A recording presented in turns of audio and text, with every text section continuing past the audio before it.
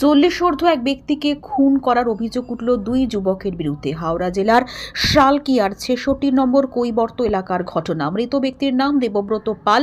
স্থানীয় সূত্রে জানা গিয়েছে, রবিবার রাতে দেবব্রত বাবুর বন্ধ ঘরের ভেতর থেকে আচমকা চিৎকার চেঁচামেচি শোনা যায়। বাইরে থেকে অনেক ডাকাডাকি করলেও দরজা খোলা তো দূরের কথা, কেউ সাড়া পর্যন্ত দেয়নি। এরপর পুলিশকে খবর দেওয়া হলে পুলিশ ঘটনাস্থলে এসে দরজা ঠকঠক করে। তারপর দরজা খুলতেই চমকে যাওয়ার মতো ঘটনা সামনে আসে। পড়ে রয়েছে দেবব্রত বাবুর নিথর দেহ, সামনেই রয়েছে দুই অভিযুক্ত যুবক। দেবব্রত বাবুর শরীরে একাধিক আঘাতের চিহ্ন রয়েছে। পুলিশ ওই দুই যুবককে জিজ্ঞাসাবাদ করলে তাদের কথায় ধরা পড়ে একাধিক অসঙ্গতি। এরপর অভিযুক্ত দুই যুবককে আটক করে নিয়ে আসা হয় থানায়।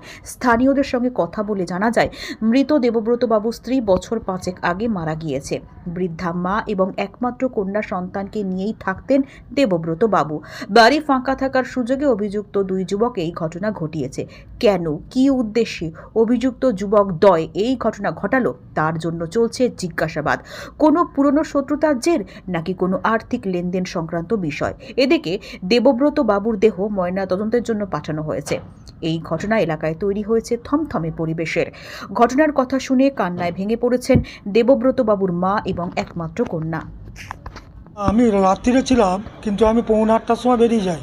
মানে রাত 8:45 সকাল 8:45টার মানে সময়। সারা রাত ছিলেন ওর? হ্যাঁ, রাত্রে ছিলাম। আচ্ছা, তারপর কি সকালবেলা চা করলাম, 2 কাপ চা করে আমি খেয়ে গেলাম। এবার আমার কাছে একটা চাবি থাকে, দিয়ে চাবি দিয়ে চা করলাম। ও বললো আমি একটু পরে খাবো। ও শুয়েছিল। যে দেবব্রত বাবুর সঙ্গে আপনি ছিলেন আর কে ছিল? দুজনই। আর আপনারা দুজন ছিলেন? হ্যাঁ। আর কেউ ছিল না? না। আপনি তাহলে কখন বেরোলেন? ও 8:45টা সকালে? সকালে। আচ্ছা, তারপর থেকে এবার আমি যখন খবর পেলাম যে বাপ্পাকে আর কি, বাপ্পার বৌদি ফোন করছে, ফোনে পাচ্ছে না কো। এবার আমাকে ফোন করলো যে মামা তুমি কখন বেরিয়েছো। আমি বললাম দেখো আমি যেরকম বেরোই 8:45টার সময় বেরিয়ে এসেছি। হ্যাঁ বলো। তো বললো দেখো ওকে ফোনে পাচ্ছি না কো, তুমি একবার দেখো। তো আমি এসে দেখলাম চাবিটা করে, আমার কাছে একটা চাবি থাকে। ঘর কি ভেতর থেকে বন্ধ ছিল? ভেতর থেকে বন্ধ ছিল। এবার ফ্ল্যাটে সবাই ছিল, ধাক্কা মেরে খুলতে, যেখানে মেঝেতে বডি পড়ে আছে আর বাথরুমে একজন পড়ে আছে। এদেরকে কি চিনতেন আপনারা? না। আর একজন তারপরে দেখা গেল ভেতরে একজন শুয়ে আছে ভেতরে। আচ্ছা। ওই ঘরটা, বাপ্পার ওই ঘরটাতে। ওরা কি মদ্যপান করেছে? সেটা তো আমি আগে বলতে পারছি না। এবার সকালে জিনিস পেয়েছিলেন? না, সে আর কিছু আমরা দেখতে পাইনি। আপনাকে কি মারধর করা হয়েছিল? সেটা তো দেখুন, আমি তো এবার কী করে বলবো। এবার এখান দিয়ে একটু রক্ত দেখতে পেলাম, বাইরে থেকে দেখে চোখের নিচে একটু রক্ত খালি দেখতে পেলাম। আপনার ভাগনা কি করতো? ও একটা প্রাইভেট কোম্পানিতে কাজ করে একটা। কে কে থাকতো? ও তো ও মা আর বাচ্চা মেয়ে। মানে আপনার দিদি আর আপনার? হ্যাঁ, দিদি আর ভাগ্নি। ভাগ্নি হলো কি, ভাগনার মেয়ে। হ্যাঁ, নাতনি হবে। ও সেটা দেখুন কী করে এবার বলতে পারবো না। এবার 9টার সময় যে ময়লা নিতে আসে, যে ভদ্রমহিলা, ও বললো 9টার সময় ময়লা দিয়েছে, সকাল 9টা সময় ময়লা দিয়েছে। দেওয়ার পর তো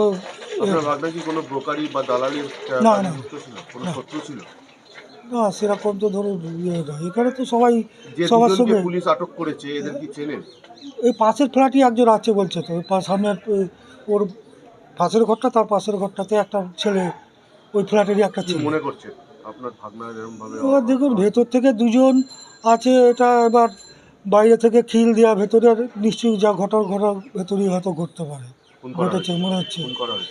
সেটা এখন ধরুন পুলিশ এবার করছে, তো তদন্ত করছে, এবার যেটা বেরোবে।